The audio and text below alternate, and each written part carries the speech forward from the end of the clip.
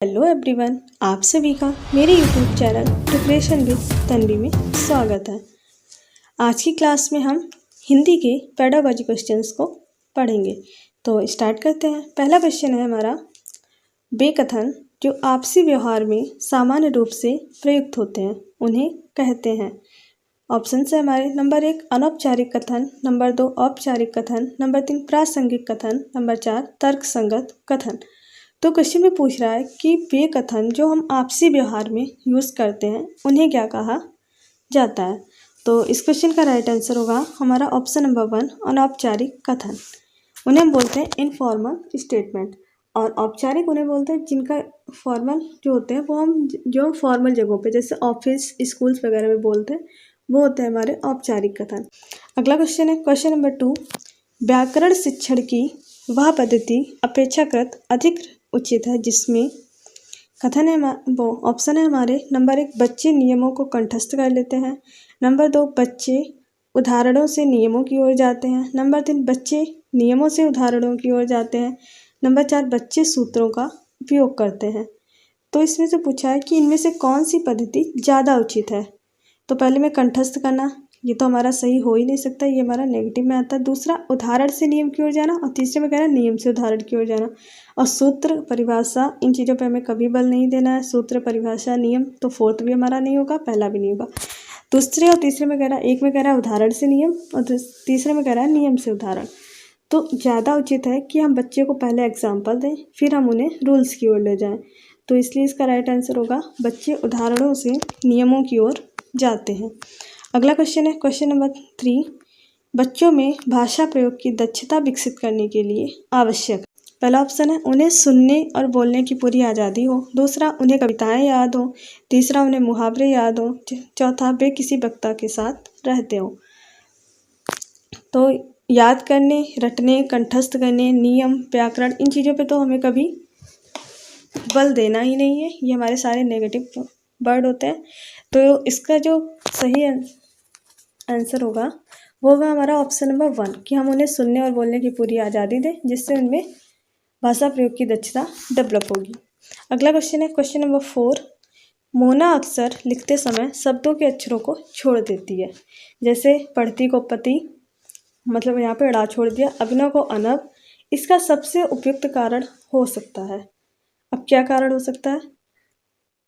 पहला कथन है उसे लिखना रुचिकर ना लगता हो, दूसरा उसके विचार और लिखने की गति में सामंजस्य न हो, तीसरा उसके विचारों में स्पष्टता ना हो, चौथा उसे मात्राओं का ज्ञान ना हो। तो इनमें से क्या रीजन हो सकता है? तो इसका जो राइट आंसर होगा ऑप्शन नंबर 3 उसके विचारों में स्पष्टता ना हो। अगला क्वेश्चन है क्वेश्चन नंबर 5, अपनी कक्षा में समावेशी माहौल का निर्माण करने के लिए आप किस बात को सबसे अधिक महत्वपूर्ण मानते हैं? पहला ऑप्शन है हमारा, विभिन्न प्रकार के दृश्य श्रव्य संसाधनों का सदैव अनिवार्य प्रयोग, नंबर 2 स्वयं के बोलने की गति को बहुत धीमा रखना, नंबर 3 सभी बच्चों से सभी भाषिक प्रकारों को समान रूप से संपादित करवाना, नंबर 4 विभिन्न प्रकार के दृश्य श्रव्य संसाधनों का आवश्यकता अनुसार उचित प्रयोग। तो अगर हम अपने कक्षा में समावेशी माहौल क्रिएट करना चाह रहे हैं तो हम सबसे अधिक महत्वपूर्ण किसे मानेंगे? इसका जो राइट आंसर होगा हमारा ऑप्शन नंबर 4, क्योंकि फोर्थ ऑप्शन में कह रहा है कि जो विभिन्न प्रकार के ऑडियो विजुअल जो रिसोर्सेस होते हैं उनका हम आवश्यकता अनुसार उचित प्रयोग करें, जबकि पहले में कह रहा है कि उनका हम सदैव अनिवार्य प्रयोग करें। हमारा एक फाउंडेशन टाइप में हो जाएगा जो कि हमारा निगेटिविटी, तो ये नहीं होगा। अपनी बोलने की गति को धीमा रखना ये भी नहीं होगा, और सभी बच्चों से हम सभी भाषिक प्रक्रियाओं को समान रूप से संपादित करवाएं ये भी नहीं हो सकता, क्योंकि हर बच्चा सभी भाषिक प्रकार को समान रूप से नहीं कर सकता। तो ये तीनों ऊपर के हमारे नेगेटिव है। फोर्थ ऑप्शन हमारा सही हो जाएगा कि हम जितने भी हमारे ऑडियो विजुअल रिसोर्सेज हैं उनका हम आवश्यकता अनुसार उचित प्रयोग करें। तो ऑप्शन नंबर 4। अगला क्वेश्चन है क्वेश्चन नंबर 6, सतीश 7वीं कक्षा का विद्यार्थी है। वह निबंध लिखते समय कुंजी या गाइड से रटी हुई भाषा का प्रयोग करता है। इसके कारणों में सबसे कमजोर कारण हो सकता है। तो क्या कारण हो सकता है? ऑप्शन है हमारे, नंबर 1 उसकी लिखित भाषा पर पकड़ नहीं है, नंबर 2 उसमें विचार करने का सामर्थ्य नहीं है, नंबर 3 सृजनात्मक लेखन की शिक्षण पद्धति उचित नहीं है, नंबर 4 उसकी मौखिक भाषा बेहद कमज़ोर है। तो पूछा है कि जो सतीश है वो निबंध जब लिखता है तो गाइड से रटी हुई भाषा का यूज करता है। तो इसका कारण क्या, सबसे कमज़ोर कारण हो सकता है। अच्छा, तो सबसे कमज़ोर कारण जो होगा इसका मतलब सबसे कम उपयुक्त जो कारण है वो होगा इसका ऑप्शन नंबर 4, उसकी मौखिक भाषा बेहद कमज़ोर है। अगला क्वेश्चन है हमारा, भाषा सीखने में सबसे बड़ा बाधक तत्व हो सकता है। ऑप्शन से हमारे नंबर 1 भाषाई प्रयोग के अवसर, नंबर 2 इकाई परीक्षण, नंबर 3 भाषा में आकलन, नंबर 4 पाठ्य पुस्तक। राइट आंसर होगा हमारा भाषा में आकलन। अगला क्वेश्चन है क्वेश्चन नंबर 8, भाषा शिक्षक में क्या होना आवश्यक नहीं है। पहला ऑप्शन है व्याकरण का ज्ञान, नंबर 2 सुंदर लेख, नंबर 3 विषय और मूल्यांकन विधियों का ज्ञान, नंबर 4 रसायनों का ज्ञान होना। तो पूछा है अब भाषा शिक्षक में इनमें से क्या होना आवश्यक नहीं है। तो इसका आंसर होगा ऑप्शन नंबर 4 रसायनों का ज्ञान होना। ये केमिकल्स के बारे में नॉलेज होना ये भाषा शिक्षक के लिए कोई नेसेसिटी नहीं है। तो right answer is option number 4। अगला क्वेश्चन है नंबर 9, गद्य शिक्षण में काठिन्य निवारण किया जा सकता है। नंबर 1 चित्र दिखाकर, नंबर 2 वस्तुओं को प्रत्यक्ष दिखाकर, नंबर 3 मॉडल दिखाकर, नंबर 4 उपयुक्त सभी। तो जो कठिनाई है उनका निवारण किस तरह से किया जा सकता है। तो इसका राइट आंसर होगा ऑप्शन नंबर 4 कि हम चित्र दिखाकर भी कर सकते हैं, वस्तु को प्रत्यक्ष दिखाकर भी कर सकते हैं या मॉडल दिखाकर भी। तो ऑप्शन नंबर 4 इसका राइट आंसर होगा। अगला क्वेश्चन नंबर 10, प्राथमिक स्तर पर कविता शिक्षण उपयोगी नहीं होगा। नंबर 1 जिसे छात्र सरलता से समझ सकें, नंबर 2 जो कविताएं छात्रों की सृजनशीलता को बढ़ाने वाली हों, नंबर 3 जो कविताएं अंतर्राष्ट्रीय वादों से संबंधित हों, नंबर 4 जिनमें नीति, हास्य, वीरता, देशभक्ति जैसी भावनाएं निहित हों। तो कह रहा है कविता शिक्षण वैसे उपयोगी होता है हर चीज़ में, लेकिन प्राथमिक स्तर पर इनमें से कौन सा किस तरीके का कविता शिक्षण उपयोगी नहीं होगा प्राइमरी लेवल पे। तो पहला कह रहा है छात्र सरलता से समझ सके, ये तो यूज़फुल होगा। दूसरा कह रहा है सृजनशीलता को बढ़ाएं, ये भी यूज़फुल होगा। थर्ड में कह रहा है वे कविताएं जो अंतर्राष्ट्रीय वादों से संबंधित हों। तो जो इंटरनेशनल जो हमारे इशूज़ हैं उनसे रिलेटेड अगर हम कविताएं प्राइमरी लेवल पे पढ़ाएंगे तो वो किसी भी तरीके से बच्चों के लिए यूज़फुल नहीं होंगी, क्योंकि बच्चे उस कविता को समझ ही नहीं सकेंगे। आंसर यही हो जाएगा ऑप्शन नंबर 3। अगला क्वेश्चन है क्वेश्चन नंबर 11, भाषा सिखाने का सही क्रम है। ऑप्शन से हमारे नंबर 1 बोलना, श्रवण करना मतलब सुनना, पढ़ना, लिखना। अगला है श्रवण करना, बोलना, पढ़ना, लिखना। तीसरा बोलना, पढ़ना, सुनना, लिखना। चौथा है श्रवण करना, पढ़ना, बोलना, लिखना। तो भाषा सीखने का जो सही क्रम होता है वो होता है हमारा सुनना, बोलना, पढ़ना, लिखना, सुबोपली। आंसर होगा हमारा ऑप्शन नंबर 2 सुनना, बोलना, पढ़ना, लिखना। अगला क्वेश्चन है क्वेश्चन नंबर 12, रूपा बड़े समूह के सामने अपनी बात कहते समय अटकती है। एक शिक्षक के रूप में आप उसकी सहायता कैसे करेंगे। पहला ऑप्शन है हमारा प्रारंभ में छोटे छोटे समूह में बात करने के भरपूर अवसर देंगे। दूसरा उसे बार बार समझाएंगे कि बड़े समूह में किस तरह बोला जाता है। नंबर 3 उसमें बलपूर्वक आत्मविश्वास उत्पन्न करेंगे। नंबर 4 उसे हमेशा बड़े समूह के सामने बोलने के लिए कहेंगे। तो इसका जो राइट आंसर होगा हमारा ऑप्शन नंबर 1 कि पहले हम उसे छोटे छोटे समूह में बात करने के भरपूर अवसर देंगे। जब वो छोटे समूह में बात करना सीख जाएगी अच्छे से, जब उसे ज़्यादा चांसेस मिलेंगे तो बड़े समूह के सामने भी अपनी बात को अच्छे से कह पाएगी। अगला क्वेश्चन है क्वेश्चन नंबर 13, शिक्षण के अंतर्गत वर्तनी संबंधी त्रुटियों का निवारण करना चाहिए। कैसे करना चाहिए। ऑप्शन है हमारे वर्तनी का शुद्ध उच्चारण एवं लेखन अभ्यास कराकर। नंबर 2 त्रुटियों का प्रकार गिनाकर। नंबर 3 वर्तनी के बारे में कुछ बातें बताकर। नंबर 4 त्रुटियों की उपेक्षा। तो राइट आंसर होगा ऑप्शन नंबर 1 कि वर्तनी का हम शुद्ध उच्चारण करवाएं और उसका लेखन अभ्यास करवाएं। इस प्रकार से हम वर्तनी से संबंधित जो भी त्रुटियाँ हैं उनका निवारण कर सकते हैं। अगला क्वेश्चन नंबर 14, भाषा शिक्षण के लिए एक वास्तविक एवं व्यवहारिक स्थिति का उपयोग करते हुए सरलतापूर्वक भाषा से परिचित होने में शिक्षार्थियों की मदद करने वाली पद्धति क्या कहलाती है। पहला ऑप्शन है संरचनात्मक उपागम। दूसरा स्थितिपरक भाषा शिक्षण पद्धति। नंबर 3 श्रव्य भाषिक पद्धति। नंबर 4 दृश्य श्रव्य पद्धति। इसका राइट आंसर होगा हमारा स्थितिपरक भाषा शिक्षण पद्धति। स्थिति से रिलेटेड है तो हमारा आंसर भी स्थिति से ही होगा। ऑप्शन नंबर 2 स्थितिपरक भाषा शिक्षण पद्धति। अगला क्वेश्चन है क्वेश्चन नंबर 15, एक शिक्षिका कक्षा के शिक्षार्थियों से एक छोटे अनुच्छेद को समझ के साथ पढ़ने और गहराई से उसका परीक्षण करने के लिए कहती हैं। साथ ही वे आवश्यकता अनुसार शिक्षार्थियों की आधारभूत मदद करती हैं। वह अभ्यास कर रही हैं। नंबर 1 विस्तृत पठन का, नंबर 2 गहन पठन, नंबर 3 पहेली पठन, नंबर 4 सहयोगी पठन। तो क्वेश्चन में कह रहा है कि वो जो टीचर है वो अपने स्टूडेंट्स से कहती हैं कि एक छोटा अनुच्छेद उन्हें दे देती, उसे समझ के साथ पढ़ने और गहराई से उसका परीक्षण करने के लिए कहती हैं। तो इसका आंसर होगा गहन पठन। गहन पठन मतलब गहराई से पढ़ना, और यही प्रश्न में भी हमारा कह रहा है कि समझ के साथ पढ़ने और गहराई से परीक्षण करना। तो right answer is option number 2 गहन पठन। अगला क्वेश्चन है क्वेश्चन नंबर 16 एक से अधिक भाषा का ज्ञान। अब एक से अधिक भाषा का ज्ञान होगा तो वो क्या करता है। पहला ऑप्शन है हमारा भाषा कक्षा में शिक्षक के ऊपर बोझ बन जाता है। दूसरा नवीन कक्षा में सीखते समय शिक्षार्थी को उसके समयानुरूप करता है। नंबर 3 नवीन भाषा के सीखने सिखाने में मदद करता है। नंबर 4 नवीन भाषा सीखने में हस्तक्षेप करता है। तो बोझ बन जाता है, ऐसा नहीं होता। अगर हमें एक से अधिक भाषा का ज्ञान तो वो बोझ नहीं बनता है, नेगेटिव आंसर हो जाएगा। हस्तक्षेप करना ये भी नेगेटिव हो जाएगा। बचे हमारे पास दूसरा और तीसरा। दूसरे में कह रहा है नवीन कक्षा में सीखते समय शिक्षार्थी को उसके समयानुरूप करता है, जबकि फोर्थ में कह रहा है नवीन भाषा को सीखने सिखाने में मदद करता है। तो अगर हमें एक से अधिक भाषा का ज्ञान होगा तो वो हमें एक और नई भाषा सीखने में मदद करेगा। तो right answer is option number 3। अगला क्वेश्चन नंबर 17 प्राथमिक स्तर पर बच्चों का भाषा विकास सर्वाधिक रूप से निर्भर करता है। अब किस पर निर्भर करता है। ऑप्शन से हमारे पहला भाषा की पाठ्य पुस्तक पर, दूसरा भाषा की व्याकरण पर, तीसरा बालक की परिपक्वता पर, नंबर 4 भाषिक समृद्ध परिवेश पे।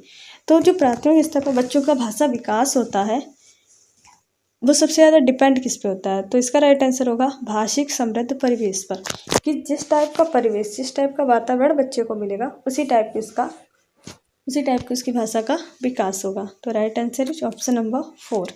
अगला क्वेश्चन है क्वेश्चन नंबर 18 कौन सा एक अन्य से भिन्न है।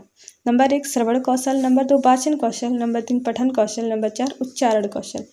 तो हमारे कौशल दिए हैं उसमें से एक हमारा अलग है। तो 4 हमारे जो आधारभूत कौशल होते हैं सुनना, बोलना, पढ़ना, लिखना। तो श्रवण हो गया सुनना, वाचन बोलना, पढ़ना, पठन। यहाँ पे उच्चारण की जगह हमारा लेखन कौशल होना चाहिए, तो उच्चारण हमारा अलग है इन तीनों से। तो राइट आंसर इज अलग ही इसमें पूछा है। तो right answer is option number 4। अगला क्वेश्चन है क्वेश्चन नंबर 19 भाषा अर्जन के संबंध में कौन सा कथन सही नहीं है। नंबर 1 भाषा अर्जन के लिए नियम सिखाए जाते हैं। नंबर 2 भाषा अर्जन को सहज बनाने के लिए समृद्ध भाषिक परिवेश होना चाहिए। बिना विद्यालय के भाषा अर्जन संभव है। नंबर 4 सभी बच्चों में भाषा अर्जन की स्वाभाविक क्षमता होती है। तो पूछा है सही नहीं है, मतलब कि मैं नेगेटिव आंसर को सिलेक्ट करना। तो राइट आंसर होगा इसका ऑप्शन नंबर 1 भाषा अर्जन के नियम सिखाया जाता है। बढ़ते हैं नेक्स्ट क्वेश्चन पे। क्वेश्चन नंबर 20 पहली दूसरी कक्षा के बच्चों को साथ भाषा सिखाने के लिए ज़रूरी है कि उन्हें, मतलब कि कह रहा है कि पहली और दूसरी कक्षा के बच्चों को एक साथ भाषा सिखाने के लिए क्या ज़रूरी है। तो उन्हें क्या करवाना चाहिए। पहला है बात कहने के तरीकों का अभ्यास करवाया जाए। दूसरा कविता गाने के अधिक से अधिक अवसर दिए जाएं। नंबर 3 पारस्परिक संवाद के लिए प्रोत्साहित किया जाए। नंबर 4 अपने उच्चारण पर विशेष ध्यान देने के लिए। सबसे अच्छा तरीका क्या होगा कि हमें एक साथ बच्चों को सिखाना है, तो सबसे अच्छा तरीका होगा पारस्परिक संवाद दोनों में कराया जाए। जब वो आपस में ही संवाद करेंगे तो उनकी भाषा का विकास जो है वो ज़्यादा अच्छे से होगा। तो राइट आंसर होगा पारस्परिक संवाद के लिए प्रोत्साहित किया जाए। अगला क्वेश्चन नंबर 21 बच्चों को अपने लेखन के प्रति आत्मविश्वास जगाने के लिए ज़रूरी है कि पहला उनके द्वारा लिखी गई बात का सम्मान किया जाए। दूसरा उनकी लिखने की गति पर ध्यान दिया जाए। तीसरा उनके अक्षरों की बनावट की प्रशंसा की जाए। नंबर 4 उनकी बरतने की शुद्धता को सराहा जाए। तो बच्चे अगर कुछ भी लिख रहे हैं उसके प्रति उनका कॉन्फिडेंस हमें जगाना है, तो हम क्या करें। तो इसका राइट आंसर होगा पहला उनके द्वारा लिखी गई बात का हम सम्मान करें। अगला क्वेश्चन है क्वेश्चन नंबर 22 हिंदी भाषा शिक्षण के संदर्भ में आप किस कथन से सहमत नहीं हैं। पहला कथन है कक्षा में बच्चों को विविध प्रकार का बाल साहित्य उपलब्ध कराया जाना चाहिए। दूसरा कक्षा में बच्चों को अधिक से अधिक लिखित कार्य देना चाहिए। नंबर 3 कक्षा में बच्चों की भाषा का सम्मान किया जाना चाहिए। नंबर 4 कक्षा में बच्चों को अपनी बात कहने की स्वतंत्रता दी जानी चाहिए। सहमत नहीं है, मतलब कि हमें निगेटिव आंसर को सिलेक्ट करना है। तो इसलिए इसका जो होगा राइट आंसर ऑप्शन नंबर 2 कि बच्चों को अधिक से अधिक लिखित कार्य दिया जाए।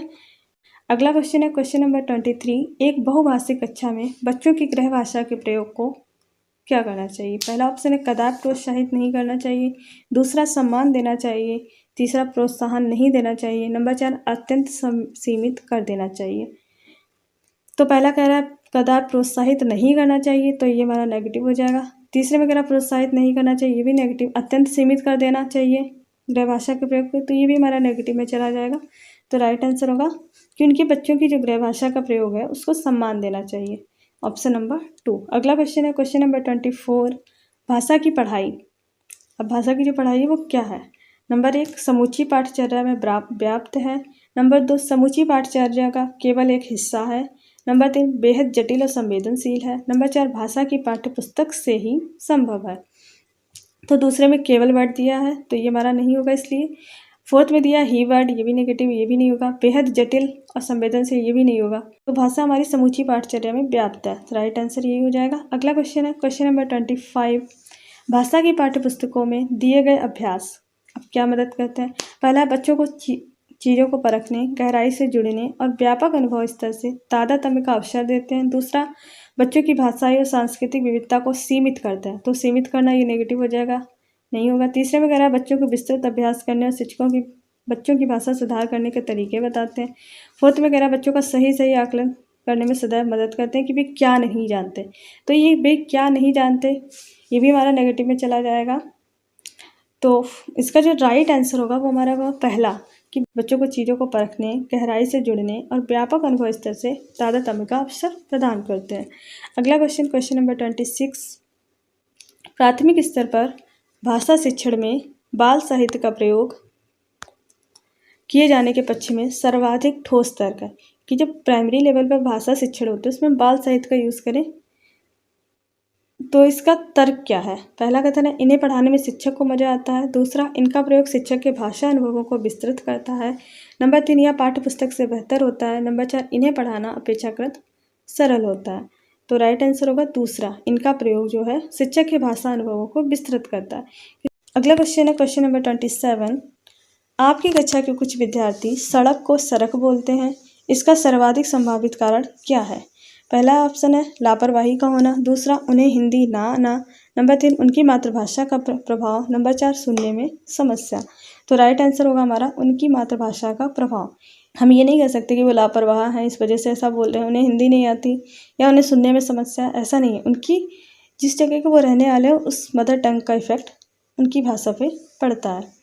अगला क्वेश्चन है क्वेश्चन नंबर 28, मैं अपनी कक्षा में बहुभाषिकता को महत्व देती हूँ, इसलिए मैं पहला है सभी बच्चों को अपनी मातृभाषा में कहने सुनने की आज़ादी देती हूँ, नंबर 2 भिन्न भिन्न भाषाओं की पुस्तकों का आदर करती हूँ, नंबर 3 बच्चों को कई भाषाओं की कविताओं का ज्ञान कराती हूँ, नंबर 4 श्याम पट पर हिंदी भाषा के शब्दों के अर्थ 2 भाषाओं में अवश्य लिखती हूँ। तो कह रहा है कि टीचर जो है वो कह रही हैं कि मैं अपनी कक्षा में बहुभाषिकता मतलब मल्टी लैंग्वेज को इम्पोर्टेंस देती हैं, तो वो क्या करती हैं? तो इसका राइट आंसर होगा पहला, कि सभी बच्चों को अपनी मातृभाषा में कहने सुनने की आज़ादी देती हैं। अगला क्वेश्चन है क्वेश्चन नंबर 29, हिंदी भाषा सीखने सिखाने के लिए अनिवार्य है। तो पहला है भाषा की पाठ्यपुस्तक उपलब्धता, नंबर 2 भाषा समृद्ध भाषा परिवेश की उपलब्धता, नंबर 3 हिंदी भाषा की लिखित परीक्षा, नंबर 4 भाषा की दृश्य श्रव्य सामग्री की उपलब्धता। तो राइट आंसर होगा हमारा ऑप्शन नंबर 2 कि समृद्ध भाषा परिवेश की उपलब्धता। अगला क्वेश्चन है क्वेश्चन नंबर 30, अंतर्निहित भाषा क्षमता का संबंध किससे है? ऑप्शन है हमारे number 1 Vygotsky, number 2 Chomsky, number 3 पियाजे, नंबर 4 स्किनर। तो हमें याद रखना है कि जब भी भाषा विकास से संबंधित बात हो तो भाषा से रिलेटेड कोई भी सिद्धांत, तो उसमें जो हमारे शिक्षा शास्त्री आते हैं वो चॉम्स्की। अगला क्वेश्चन है क्वेश्चन नंबर 31, भाषा सीखने के संदर्भ में कौन सा कथन सही है? अगला पहला क्वेश्चन है बच्चों में भाषा अर्जित करने की जन्मजात क्षमता होती है, दूसरा ऑप्शन है बच्चों में भाषा अर्जित करने की जन्मजात क्षमता नहीं होती है, तीसरा है बच्चे विद्यालय आकर ही भाषा सीखते हैं, बच्चे विभिन्न संचार माध्यमों से ही भाषा सीखते हैं। तो सही पूछा है, तो राइट आंसर होगा हमारा पहला, क्योंकि दूसरे में कह रहा है नहीं होती है, नेगेटिव हो जाएगा। आकर ही वर्ड हमारा नेगेटिव होता है, संचार माध्यमों से ही, ये भी नेगेटिव हो जाएगा। तो ऑप्शन नंबर 1 इसका राइट होगा।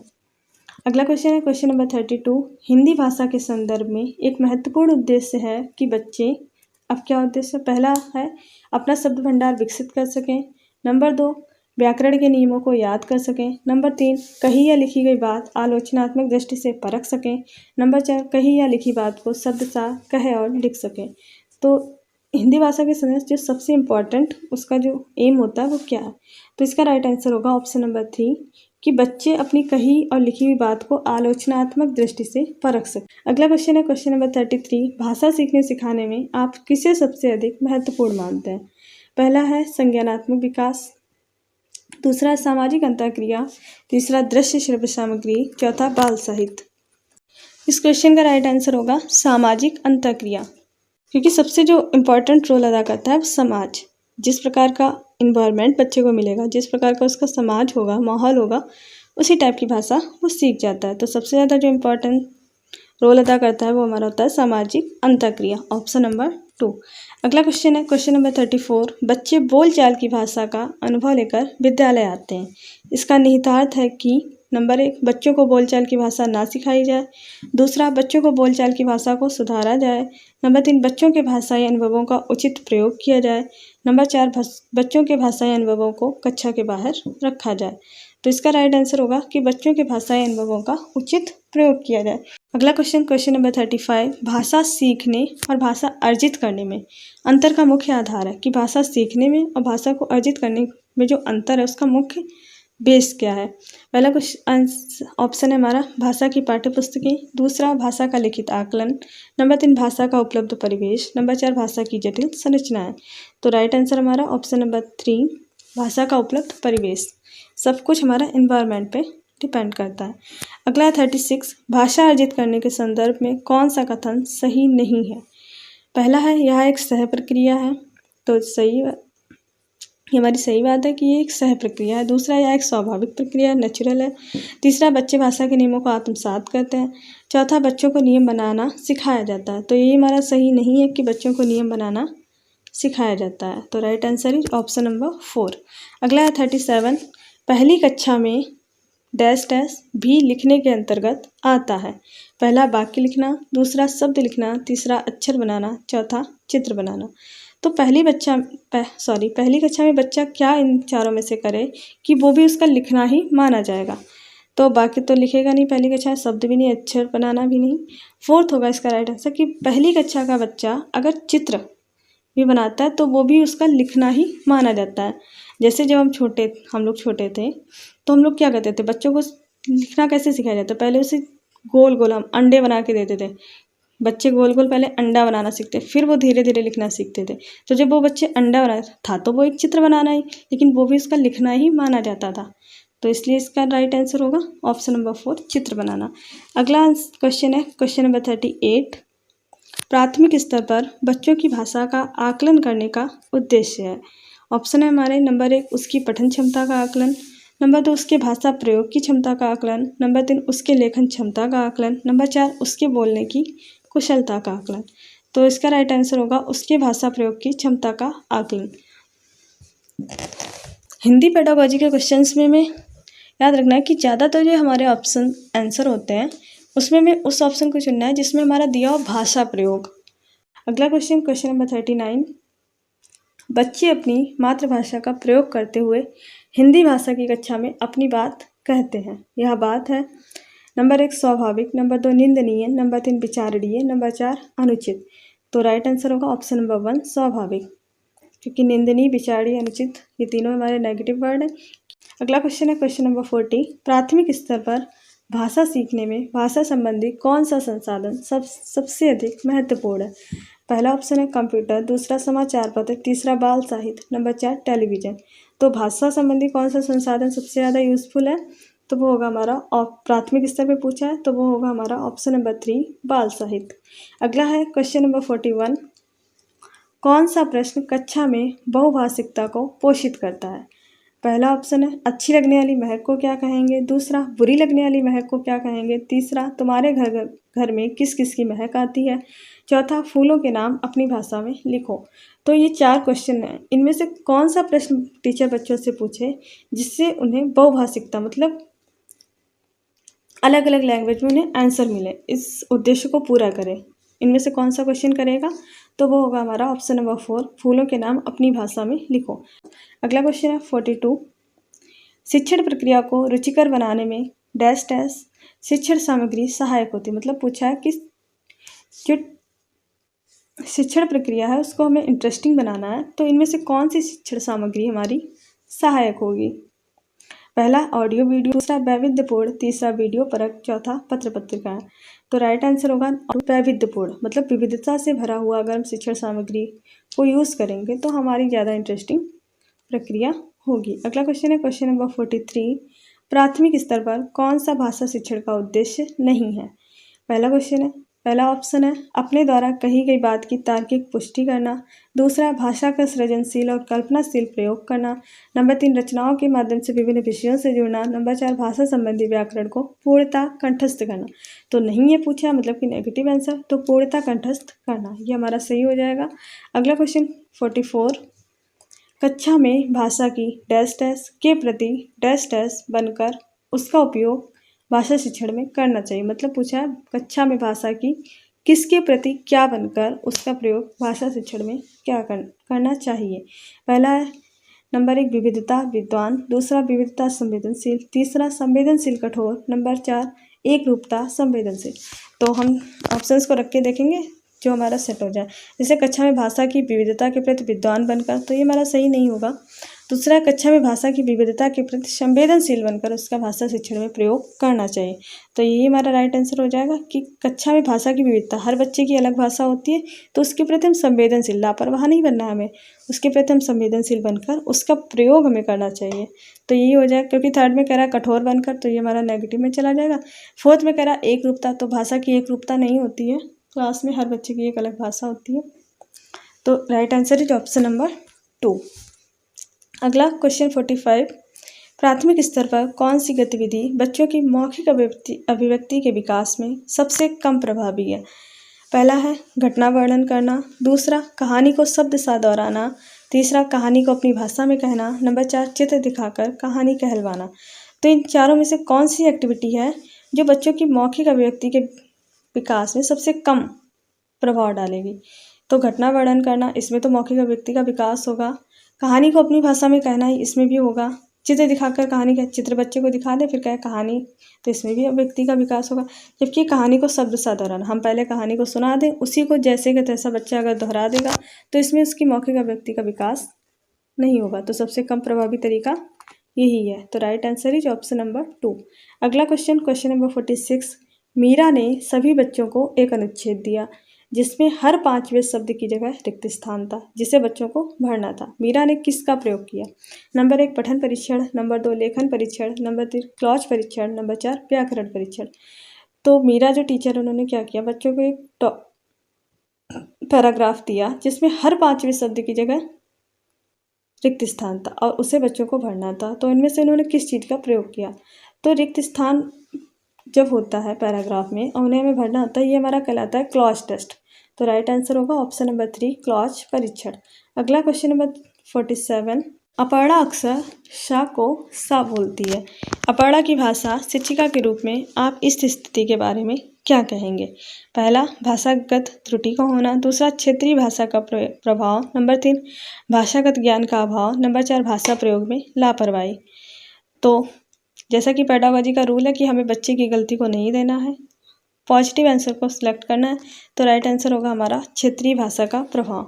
अगला क्वेश्चन है सामाजिक अंतःक्रिया की अवधारणा संबंधित है। ऑप्शन है हमारे नंबर 1 स्किनर, नंबर 2 पियाजे, नंबर 3 चॉम्स्की, नंबर 4 वाइगॉस्की। तो सामाजिक अंतःक्रिया की अवधारणा जो संबंधित है वो है वाइगॉस्की से। अगर समाज से रिलेटेड कोई भी हमारा पॉइंट आता है तो उसमें हमारे शिक्षा शास्त्री हैं वाइगॉस्की।